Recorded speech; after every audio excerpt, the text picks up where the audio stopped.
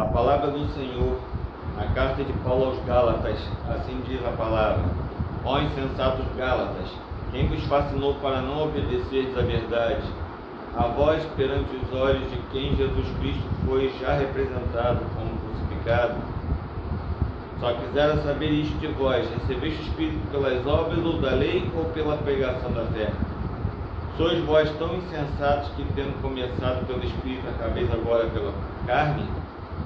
Será em vão que tenhais padecido tanto? Que é isso também, se é que isso também foi em vão? Aquele, pois, que vos dá o Espírito e que obrou maravilhas entre vós, o faz pelas obras da lei ou pela pregação da fé? Assim como Abraão creu em Deus, isso lhe foi imputado como justiça. Sabei isto, que os que são da fé são filhos de Abraão. Ora, tendo a Escritura previsto que Deus havia de justificar pela fé os gentios, anunciou primeiro o Evangelho a Abraão, dizendo: todas as nações serão benditas em ti, de sorte que os que são da fé são benditos como o crente Abraão. Amém. O que isso acontece aqui? Nós temos olhado e visto muitas e muitas pessoas que querem saber se estão aprovadas por Deus por aquelas obras que fazem. Obras não salvam, se você não tiver fé. A fé sem obras é morta, como diz Tiago, sim, mas antes precisa haver fé, porque se não houver fé, obra nenhuma vale coisa alguma. E o que é fé? Fé, como diz lá em Hebreus, tá? É o firme fundamento das coisas que não se veem, a convicção das coisas que se esperam, não aquilo que já aconteceu, não aquilo que está à nossa frente. O que as pessoas não entendem é que as coisas que nós buscamos por fé não vão vir para nós no nosso tempo, no tempo dele, o Senhor. Ele que tem falado conosco todos os dias, tem nos mostrado tantas e tantas coisas maravilhosas, e as pessoas não entenderam isso. Entenda-se uma coisa: Paulo era um gentio que achava que andava com Deus. Ele teve que ver o Senhor Jesus no caminho de Damasco para se converter. Será que você está precisando ver Jesus também? Será que você não entendeu ainda que o Senhor tem te mostrado coisas que são verdadeiramente dele, para que você verdadeiramente se converta a Ele? Não percebeu ainda aquilo que Deus tem falado em cada momento das nossas vidas? Você vai para o seu trabalho e muitos livramentos te são dados nesse caminho. Você acha que são poucos? São livramentos que nenhum acidente acontece. São livramentos que você, ainda que venha a ser assaltado, sua vida permanece. Ainda que aconteça qualquer coisa, Ele está cuidando de você. Vamos dizer, você descobriu que você está sem dinheiro porque você se descuidou, mas você tem sido fiel a Deus, e do nada uma situação se faz para que você supra as suas necessidades. Por quê? Porque Ele diz que se buscarmos em primeiro lugar o seu reino e a sua justiça, todas as nossas necessidades serão supridas. Ele fala isso quando Ele fala de alimento, o que beber e o que vestir. Quão difícil é para as pessoas entender o que Deus tem proposto para nós. Nós temos caminhado e temos visto muitas situações que são necessárias nas nossas vidas, mas as pessoas têm se eximido, as pessoas têm falado coisas que não são, as pessoas têm ficado como se nada fosse importante para elas. Você já pensou no quão bom seria, aos olhos da carne, se tudo aquilo que nós quiséssemos alcançássemos? Mas já pensou também que alcançar muitas coisas nos afastariam de Deus? E já pensou que quando Cristo voltar, Ele vai querer ver se você está firmado na presença dEle ou não? E aí Ele vai separar as pessoas como se separa os bodes das ovelhas. E por que Ele compara a gente com bodes e ovelhas? Porque bodes não são obedientes, mas as ovelhas são. Bodes são de marra, são marrentos. Eles por qualquer coisa estão atacando alguém. Ovelhas não. Ovelhas ouvem a voz do pastor e o seguem, porque elas conhecem seu pastor e são conhecidas por ele. O bom pastor conhece o nome de cada ovelha sua. Seu pastor conhece você? Não importa, não estou querendo que você se afaste do seu pastor, mas se apresente a ele, se mostre a ele, faça ele saber que você existe, que você está lá. Entenda que nós não somos adivinhos, nenhum pastor adivinha que você está ali. Se você simplesmente se esconde na igreja, lamento por você. Mas voltando ao assunto, as pessoas muitas vezes querem ser salvas pelas obras da lei. As obras da lei não salvam. Lembre-se que quando falou de Abraão no texto, disse que Abraão creu no Senhor e isso lhe foi imputado por justiça. Por quê? Porque ninguém na família dele tinha ouvido falar de Deus, mas Abraão conheceu a Deus. O pai de Abraão vendia ídolos de deuses estranhos, mas Abraão ouviu a voz do Senhor e creu. Ele simplesmente, quando Deus mandou, ele saiu da sua casa, que vivia com sua esposa, e simplesmente foi para uma terra distante que ele não sabia onde era. Ele não tinha nem noção de para onde iria. E mais uma vez, o Senhor operou na vida de Abraão. Abraão já estava ficando idoso, chegando aos 100 anos, quando Sara, com 99, engravidou. E depois do desmame, que acontece por volta dos 7 ou 8 anos, Isaac já crescera um pouco mais, e quando por volta dos seus 12 anos, o Senhor pediu a Abraão que o levasse ou sacrificasse em Moriá. Abraão não negou isso a Deus, porque o Senhor tudo fazia por ele. O Senhor havia prometido que através de Isaac viria a descendência dele. Então, se o Senhor está pedindo um sacrifício, ainda então que o seu filho morra, o Senhor é poderoso, suficiente para ressuscitar. Foi isso que Abraão pensou.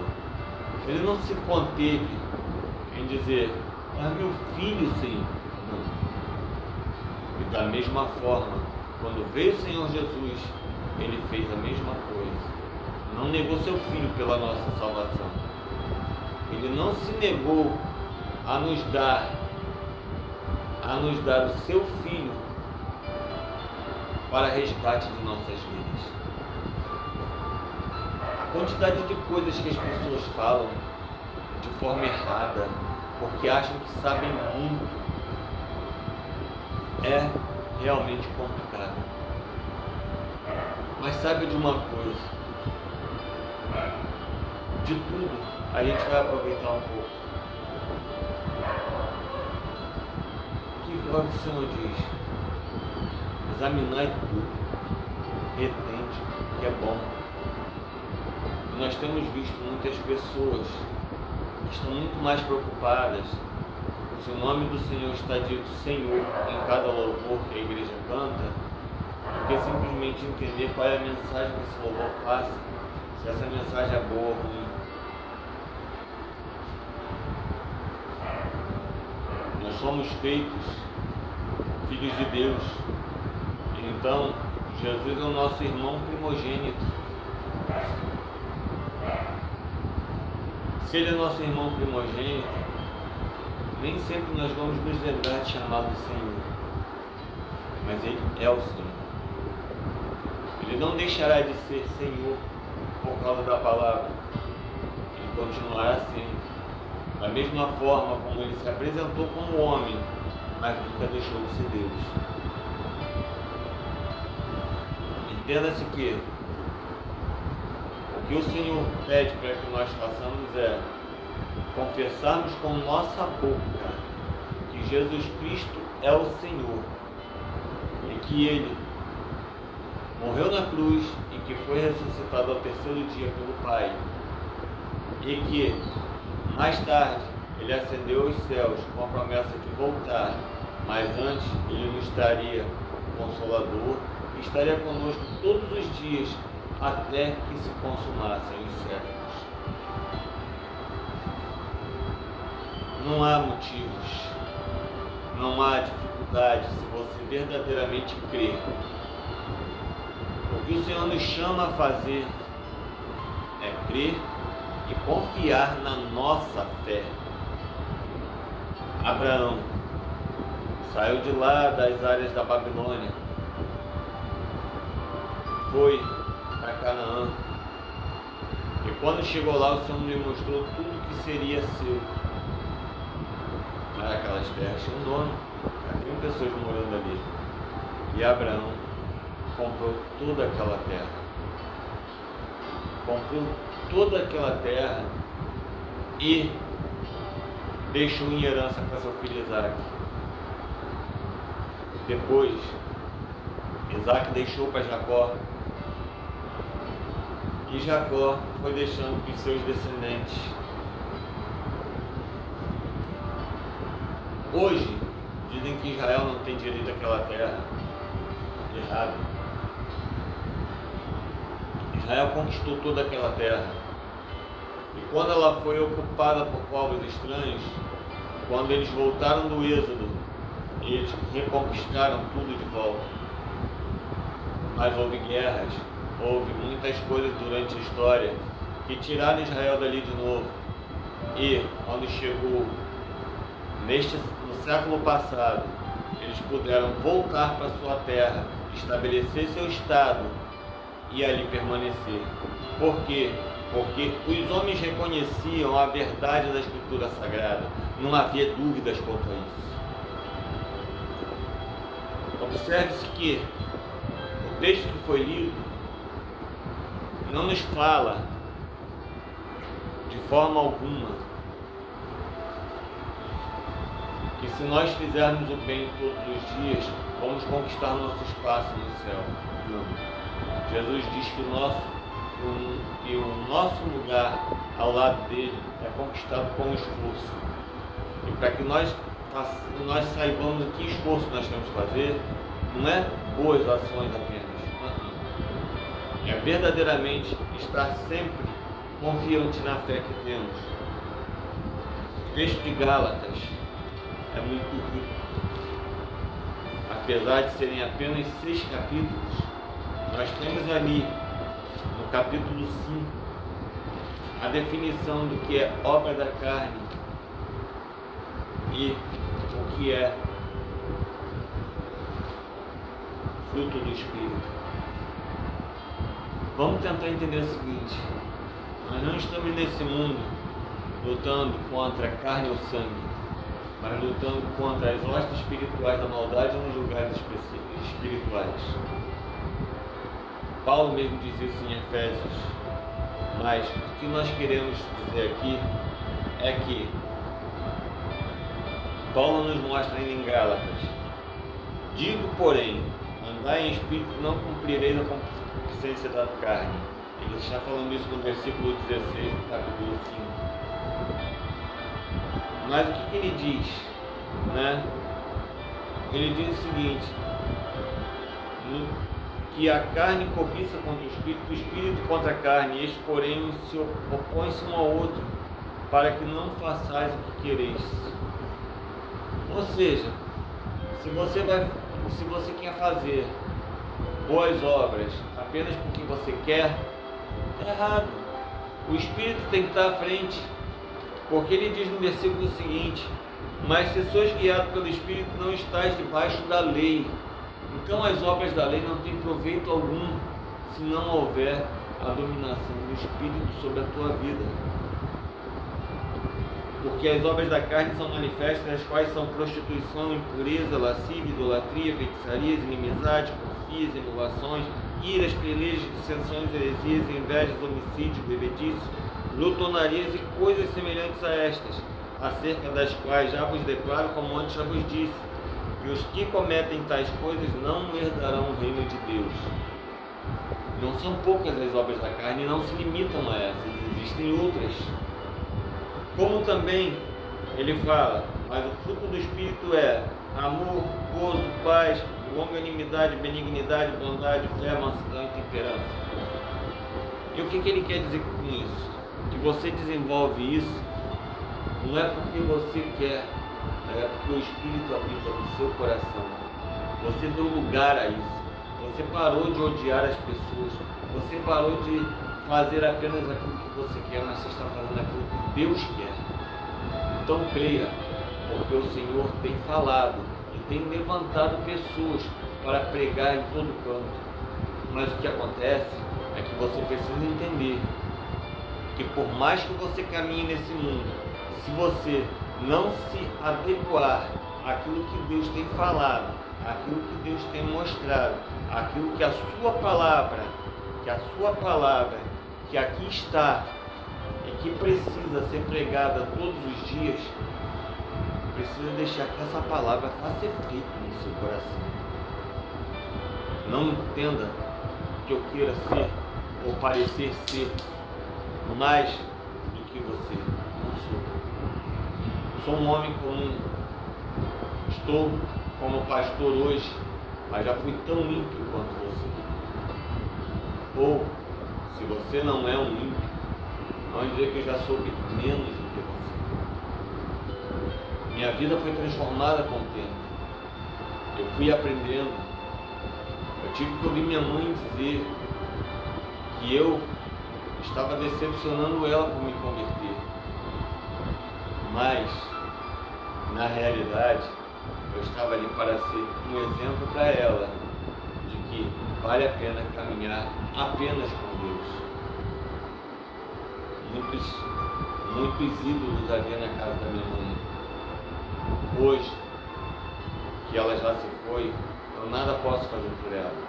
Ela nunca aceitou essa palavra, mas a vontade de Deus foi cumprida de certa forma, porque ela teve que aceitar o meu caminhar com Deus, o meu desenvolvimento espiritual. Eu não me tornei pastor para mostrar alguma coisa a alguém. Eu fui chamado. E mesmo assim, a escolha que Deus fez para mim é que esse ministério se desenvolvesse lentamente pelas dificuldades de muitas e muitas coisas. O necessário é que esta obra seja feita. E se você aceita esta palavra no seu coração, você também é irmão de Cristo, você também é filho de Deus. Quanto mais você se aprofundar na verdade de Deus em Cristo Jesus, que você conhecer a palavra, que você buscar em oração, em jejum, em súplicas, que você se dedicar mais e mais ao Senhor, que você o louve todos os dias e o exalte todos os dias, mais e mais você vai estar diante da salvação do Senhor. Todas as coisas podem parecer ótimas, porque Paulo diz que todas as coisas são lícitas, mas nem todas são convenientes. Se elas não são convenientes, por que você vai praticá-las?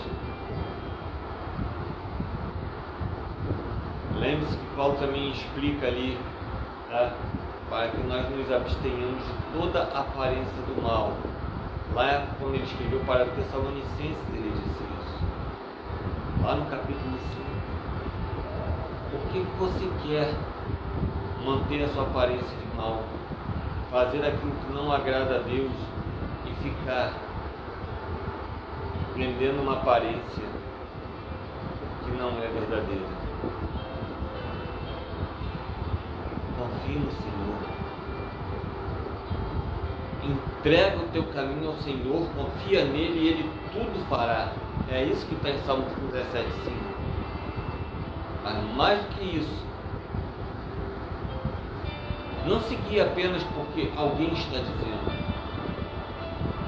Não busque a igreja por causa do pastor, busque a igreja por causa de Deus.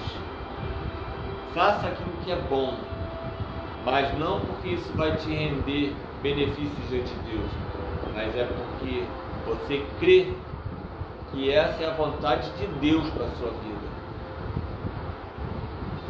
A lei durou até João Batista. A partir dali, o tempo de graça nos fez ver muitas outras coisas. Algumas pessoas contestam essa palavra como se ela não fosse válida, mas tudo que Cristo falou ali, ele confirmou pela própria Escritura. Tudo ele deu provas da sua verdade. Então, confie e faça aquilo que é agradável ao Senhor. Ele tem uma obra grande a fazer na tua vida. Então, faça a vontade do Senhor, confie e saiba que Ele tem muito mais para a sua vida do que você possa imaginar. E assim, eu encerro esta pregação neste culto matinal de domingo, para a glória do nome de Deus, e sabendo que Ele é por nós e nada será contra nós. Amém? Então, oremos. Pai amado, querido Santo, obrigado, Senhor, por esta palavra tão rica, tão maravilhosa que o Senhor colocou nos nossos corações e que apresentou a este teu servo para que ela fosse pregada. Ó meu Pai, muito obrigado, Senhor, por tudo. Tu sabes, ó Deus, o quanto te amo, o quanto te exalto, o quanto te busco.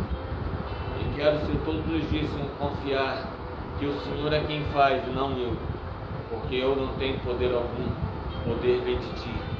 Ó Deus, abençoe, Senhor, todos aqueles que vivem à volta do teu povo, sejam seus parentes, seja sua família, seja seus vizinhos, seus colegas de trabalho, aqueles que viajam com ele nos transportes coletivos, ou no caso de terem carros, aqueles que vão com ele de alguma forma. Enfim, Senhor, abençoe essas pessoas para que elas também possam conhecer a Ti. Toma, Senhor, nossos locais de trabalho. Toma, Senhor, as pessoas que temos contato nas ruas. Toma, Pai, os governos, as prefeituras, os estados, do Distrito Federal, da nação, todo o governo, seja na esfera do executivo, do legislativo, do judiciário, para que essas pessoas venham a ser convertidas e venham também a julgar e a fazer tudo neste país dentro daquilo que Tu queres, que seja com verdade e justiça. Abençoe, Senhor, os que estão enfermos, aqueles que são do Teu agrado serem curados, cura-os, Senhor. Mostra que o Teu tempo se abrevia e aqueles, meu Pai, que o Senhor prefere recolher, recolha e console as famílias. Aqueles, meu Pai, que perderam seus entes queridos, sejam consolados hoje por Ti, que seu coração venha se alegrar em Ti. Toma, Pai, as igrejas que fazem a Tua obra, para que, meu Pai, elas cresçam não só em número, mas em espiritualidade, que não se detenham para falar de bens materiais, mas que falem verdadeiramente daquilo que é espiritual, pois é o que é necessário. Ajuda, Senhor, aqueles, meu Pai, que estão para se batizar, a serem batizados não só na água, mas também no fogo, que assim, meu Pai, seja glorificado o Teu nome. Toma, meu Pai, as crianças que são apresentadas na Tua casa, para que elas, meu Pai, possam crescer na Tua presença. Opere, ó Deus, de forma maravilhosa em todos os cantos desse mundo, para que a Tua palavra chegue a todos os arredores. E eu te peço, Senhor, que abençoe este dia. Que o Senhor, meu Pai, venha fazer aquilo que é agradável e de forma poderosa venha abençoar cada vida, glorificando-te a ti mesmo. Ó Pai, dá-nos um dia de paz, um dia abençoado por ti, que no culto da noite haja a tua presença de forma poderosa. Então, Senhor, eu te apresento a minha vida, te entrego o meu ser e te peço que seja conosco, em nome do Senhor Jesus, em nome do Senhor Jesus. Amém? Então, vamos para a bênção apostólica. Que o grandioso amor de Deus, a graça de nosso Senhor e Salvador Jesus Cristo, as santas, doces e ricas consolações do Espírito Santo sejam com todos para todo sempre. Amém e amém. As palmas louvam a Deus.